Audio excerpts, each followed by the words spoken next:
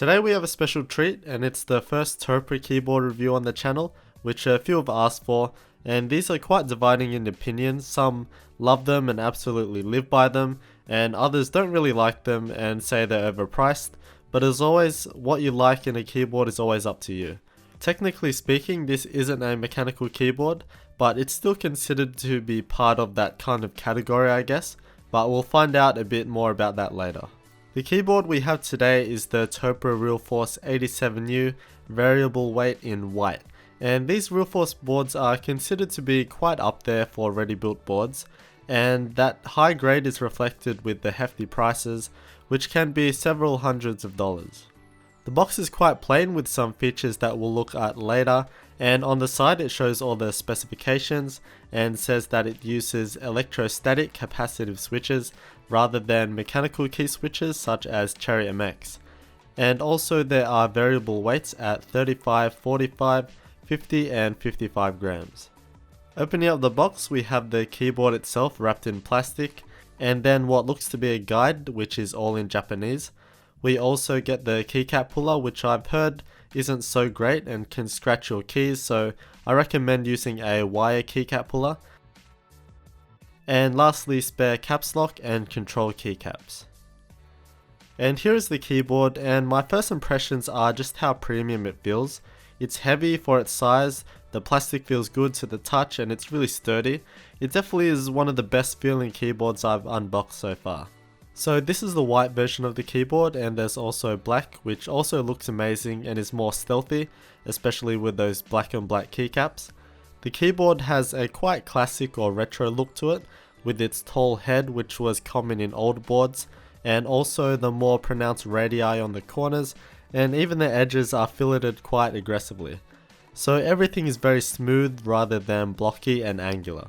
And the white version just takes this theme that step further, with also the grey modifier keycaps. The plastic, as said before, feels awesome. It's got a slight textured finish to it, but at the same time it kind of feels soft and velvety in a way, which is difficult to explain. At the top left there is the classy Realforce logo, which is again very reminiscent of old keyboard designs. As for the keycaps, I'm happy to say that these have awesome keycaps with a nice typeface for the characters.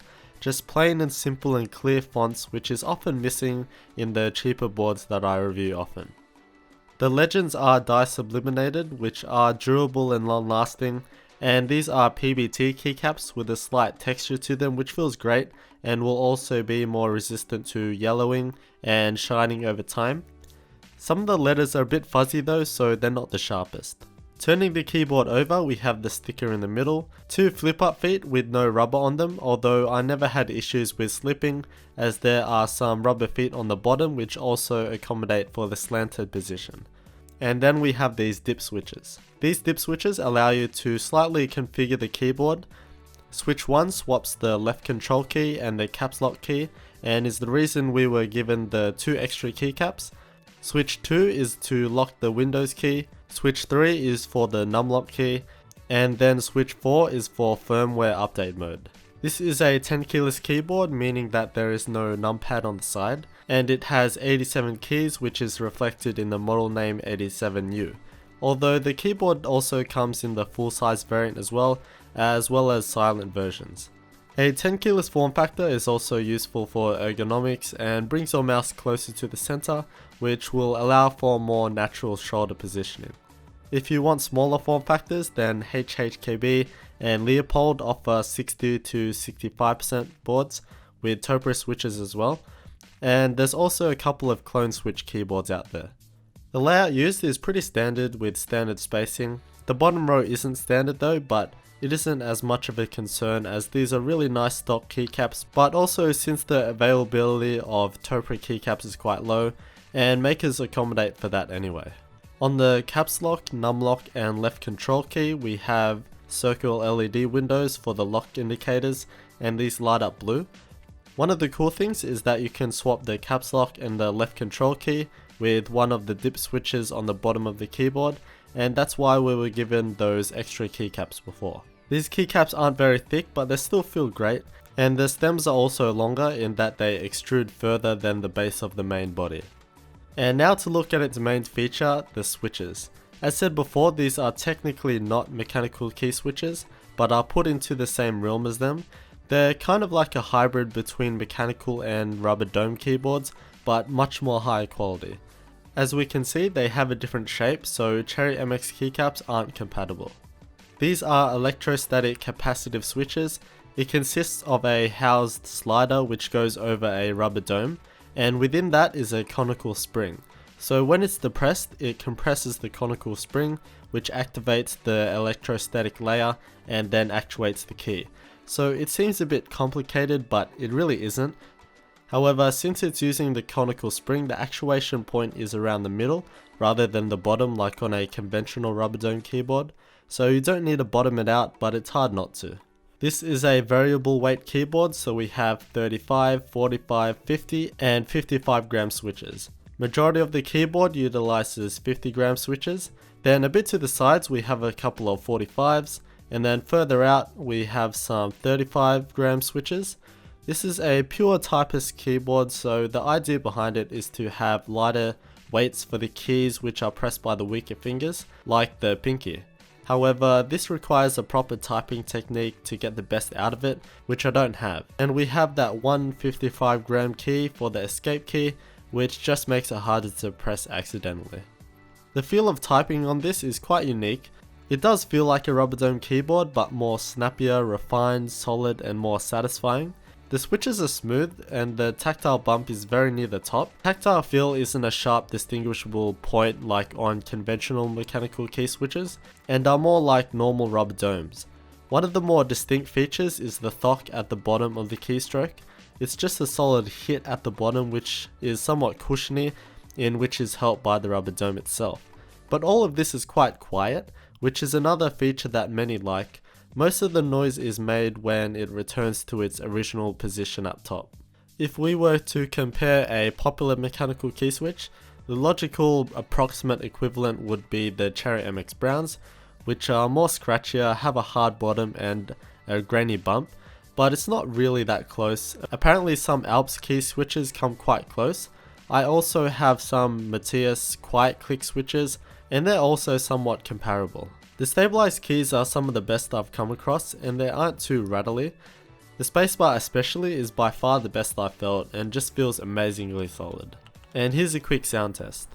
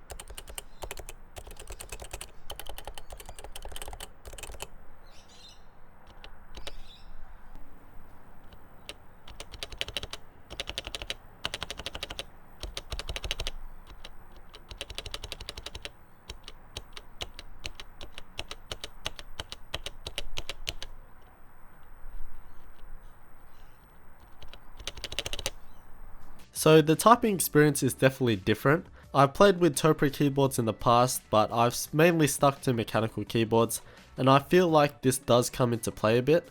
Since I get to try all these different key switches, anything that feels different just feels good to me because it's refreshing.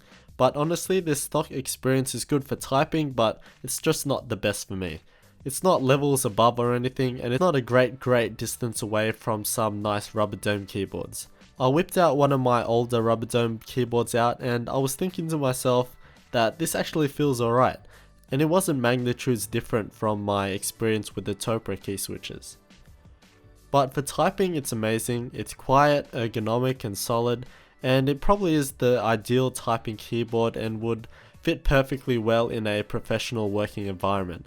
For gaming, it's fine as well. This one in particular is a variable weight, so the WASD keys aren't the same weight, so that might be a bit weird.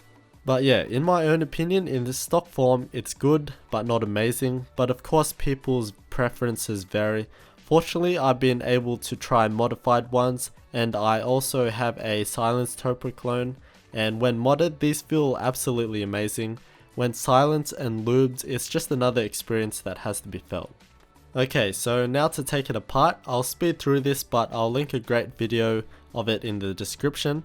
The keyboard shell is held together with no screws, which is nice, and is held by clips. And I think this is the reason why that top frame isn't properly secure, which is also the downside. The top shell is clean and made well enough. The edge is quite thick and the clips look okay, but since these have no screws, you gotta be careful not to snap them. It says PS here, which means it's made out of polystyrene in solid form, so it's not foam or anything, so don't worry, it's perfectly strong. The bottom shell is of the same affair with beefy edges. There isn't that much ribbing and reinforcement along the bottom though, and the non-detachable cable does get in the way for transportation. Here is the backplate with all the keycaps mounted onto the sliders. The plate is made from steel and is about a mil thick. This is standard on mechanical keyboards, but as always it gives that heft and rigidity that high-grade keyboards are known for. With the spacebar off, we can see that these use stabilizers that work in the same way as cherry style stabilizers. The spacebar uses an extra spring on top as well. And here are all the rubber domes on the PCB. The back of the PCB is much less busy than normal since the switches aren't actually hard mounted onto the circuit board. The domes can be taken off and are a bit sticky at first, and underneath them are all the conical springs. I wasn't really careful with this since the conical springs are all the same weights and everything, so mixing them up is no problem at all, and they're actually extremely light and offer hardly any resistance at all. The rubber domes are actually what determines the weight of the key press, so this is where you can cut out and swap around or do anything with the domes to get what you want. So overall, it's an amazing keyboard, and for that sky high price it has to be. Even though as a product, I don't think that it's quite worth that much in my opinion, although I know many live by these and that's fine by me as well. But they have their reasons for the price. The quality is right up there for ready to use boards. The PVD keycaps are also top notch, but the main thing is that there's just less demand and less of them out there, which can be attributed to the price as well. And they're also made in Japan rather than Taiwan or China. The typing experience is unique, especially if you've been using mechanical keyboards for quite a while, and it's just quite refreshing to feel these. Personally, the stock typing experience is nice but not amazing for my needs. This is a professional grade keyboard, so for typists in working environments, it's just one of the best keyboards you can get. It's easy on the fingers with tactile feedback, allowing for great typing accuracy, and it's also quite quiet, making it very suitable for office use. The potential to make them great with some modding is definitely there, and is where it thrives within the community. I'll have my hands on the Realforce RGB board in the not too distant future, and also a Topra clone keyboard video is coming next weekend, so stay tuned for that.